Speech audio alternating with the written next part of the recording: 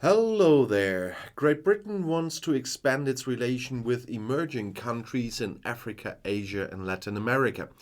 The country no longer wants to rely solely on traditional allies, but wants to enter into partnership with states that are gaining increasing influence in these three regions of the world, including those that are not traditional partners of Great Britain.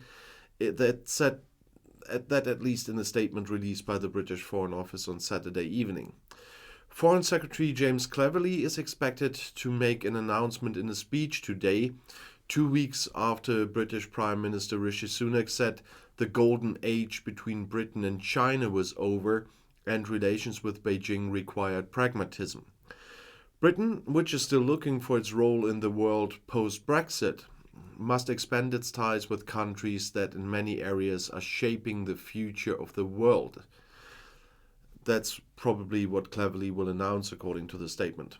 In the coming decades, an even larger part of the world economy and thus of the world power will be in the hands of nations in Asia, Africa, and Latin America, according to the British government.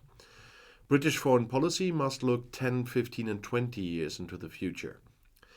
On February 1st in 2020, Great Britain left the EU, and on January 1st, 2021, the country left the customs union and the internal market of the EU.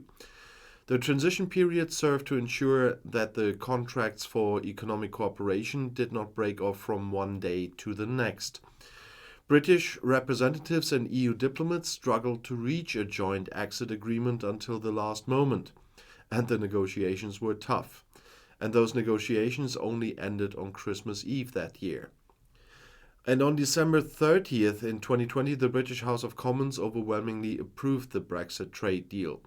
The MPs voted 521 to 73 in second reading for the EU law proposed by Prime Minister Johnson.